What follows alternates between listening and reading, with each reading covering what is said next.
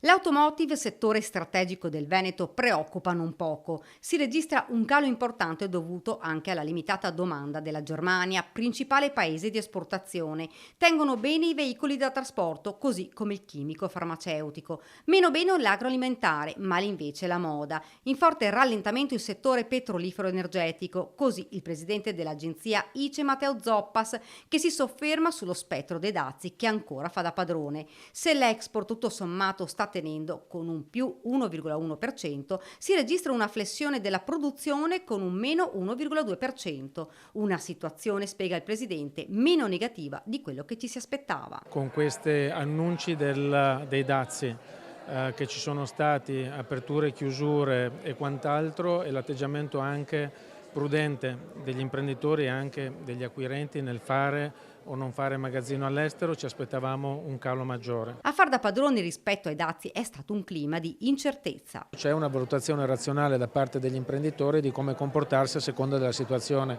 Non c'è una visibilità lunga, in questo momento c'è ancora questa spada del 50% che potrebbe cadere sui prodotti esportati in America, ma già oggi ci sono delle notizie da parte dello stesso presidente Trump che crede che le negoziazioni stiano andando nella direzione giusta. L'attività produttiva del settore manufatturiero nel Veneto orientale prolunga la fase di debolezza a inizio dell'anno, ma con segnali di lento recupero e stabilizzazione.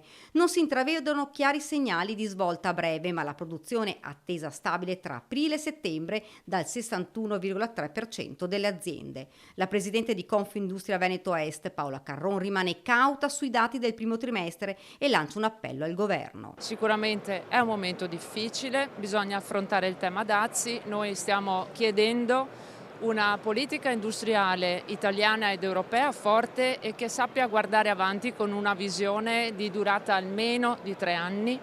Sicuramente mettere mano al tema dell'energia, che è il tema che sta mettendo in difficoltà maggiormente le nostre imprese, e poi sicuramente sostenere gli investimenti e le imprese che investono. Costi dell'energia del 40% superiori al prezzo medio europeo e con punte dell'80%, effetti delle politiche commerciali USA, minacce di import massiccio dalla Cina come reazione indiretta ai dazi.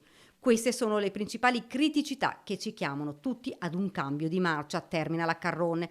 I prossimi mesi saranno cruciali per la nostra economia.